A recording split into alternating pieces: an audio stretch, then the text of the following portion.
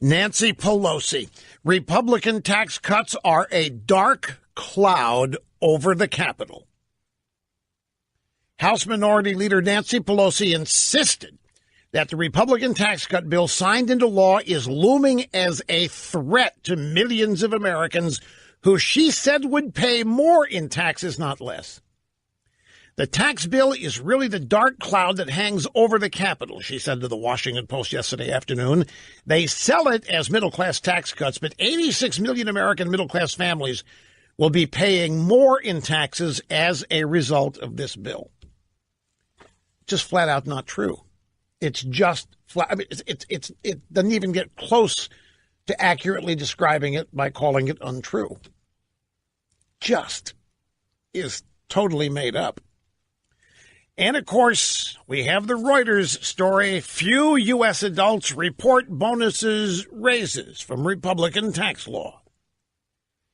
Now, this is a pretty good see I told you so opportunity.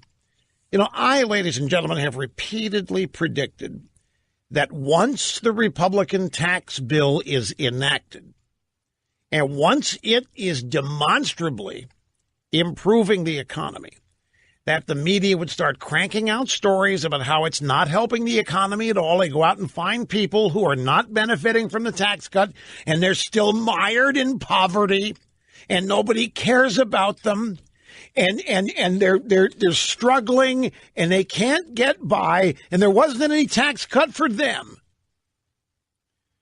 And the purpose of this is to make those of you who get a bonus or raise feel guilty. Let me give you an analogy. This is the way the Democrats and the media do it.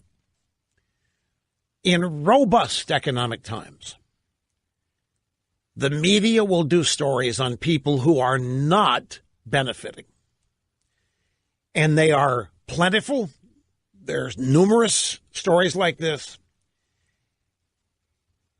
And the theme is, while some are doing well, many are left in the shadows. Some such bogus BS. The purpose is to make the people doing well feel guilty about it. And it manifests itself. That's why I marveled at polling data taken during robust economic times. And people doing well would say the economy's not doing well. And when they were interviewed, they would say something like, yeah, I'm doing really great, but I was watching the news, and I guess I'm one of the few doing well because nobody else is. And I feel kind of bad about it. And that's what they're doing here. Few U.S. adults report bonuses, raises from Republican tax law. So you who are getting a bonus or a raise are supposed to feel like you are in a rare group, a very small group, and if you could feel even guilty about it, that would be even better. That's what Reuters is attempting to do here.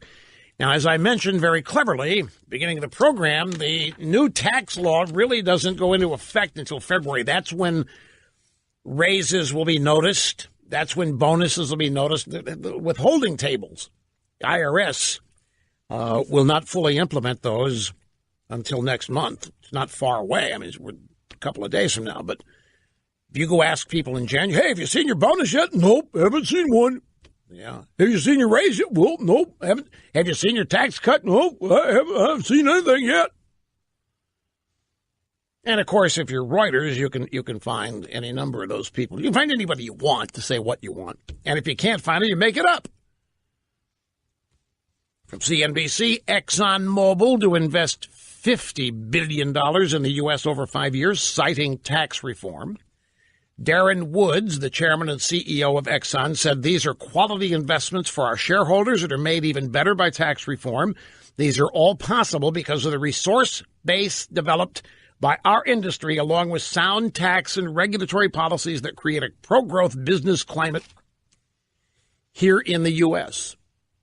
So Exxon joins the legion of companies expanding business operations in America, bonusing and raising employees. And here's Reuters doing a story on how very few people are actually seeing any of this. So you're also supposed to, they're really just making this stuff up. Nobody's getting raises or bonus. They're just telling us this. Problem is, you're going to get a raise or a bonus, and you're going to be living it, and you're still going to be seeing in the media where you're not getting it or where nobody else is. Don't let them guilt you. Don't let them make you think you're an outlier or in a very small, rare group of Americans. This is bad news for the Democrats. There's a poll out. This is a Harvard-Harris poll. And you know who does this poll is Mark Penn. He's a former Clinton pollster, former Democrat pollster. Black Americans are the most supportive group of Americans for dramatically reducing legal immigration level.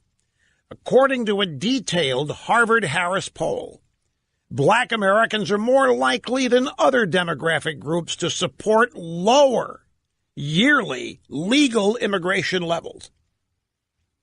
They support a maximum number of 250,000 a year.